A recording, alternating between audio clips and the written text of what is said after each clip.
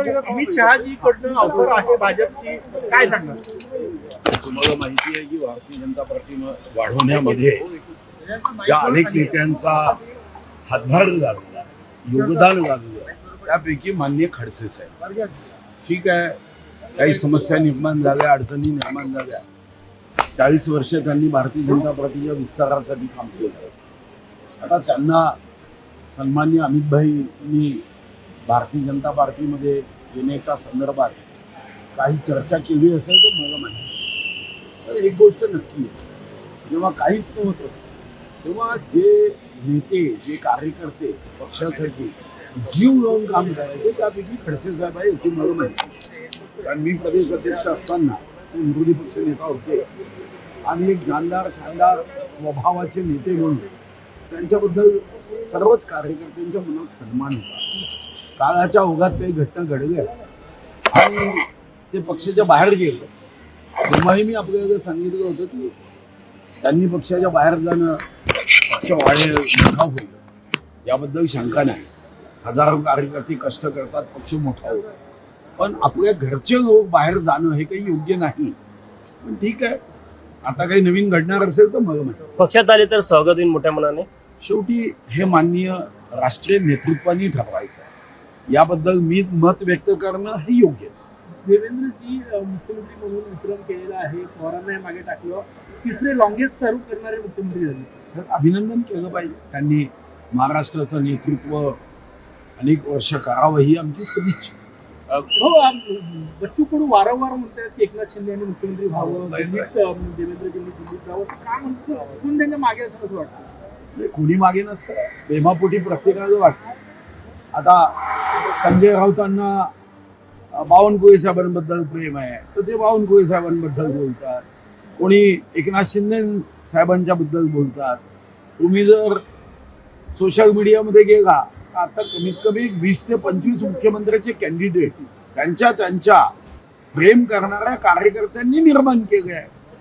इच्छा असणं गैर थोडी आहे. म्हणजे आपण कोणी इच्छाच व्यक्त करू नये असं म्हणणं योग्य नाही.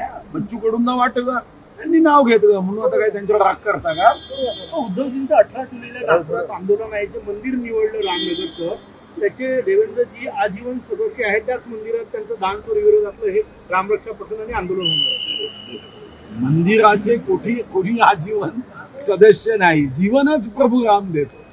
आणि मंदिर हे कुठे पक्षाचं नाही, कुठे व्यक्तीचं नाही, कुठे जातीचं नाही, धर्माचं नाही. त्या मंदिरात कोणी येऊ शकतं. आता देवेंद्रजी त्या मंदिराचे विश्वस्त असतील म्हणून आता उद्धवजी येऊ नये असं तुम्हाला वाटतं का? चांगली गोष्ट आहे. प्रभू रामाचं नाव उद्धवजींनी घ्यावं, प्रभू रामाचं नाव सोनियाजींनी घ्यावं, प्रभू रामाचं नाव राहुल गांधींनी घ्यावं. राम तो सबका है.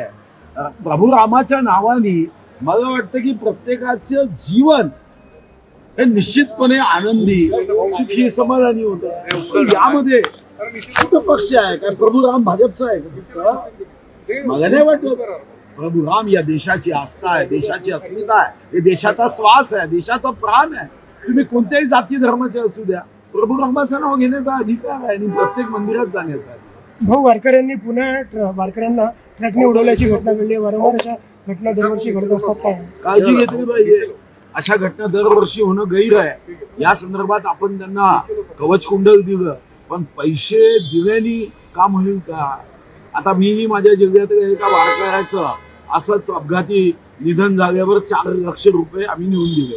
पण त्याच्या कुटुंबात तो भक्तिरस, तो भक्तिभाव, अध्यात्माचं केंद्र असणारा तो वारकरी पुन्हा येणार आहे का? हो, म्हणून काळजी घेतली. लाडक्या बहीण सप्ताह यांनी टीका केली आहे की सर्वांना समजून टाका, हा भाजपचा रोडमॅप असल्याचं ते म्हटलं. ठीक आहे, ते त्यांचं व्यक्तिगत मत आहे, त्याच्यावर प्रतिक्रिया काय द्यायची? प्रत्येकाला व्यक्तिगत मत आहे.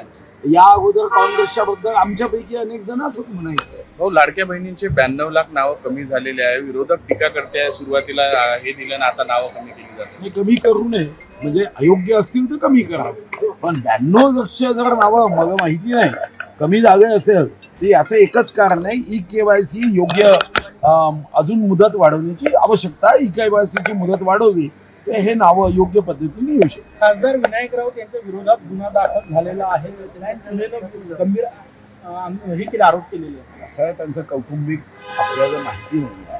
आता त्यांनी FIR केली असेल तर पोलीस चौकशीमध्ये निष्पन्न होईल. त्यावर आपण काय मत व्यक्त करणार? शेवटी त्यांचा कौटुंबिक प्रश्न आहे तो. हो, आज रात्री बैठक आहे मुंबईला, काय सांगा? मुंबईला आमची नियमित बैठक कोर कमिटीची होते.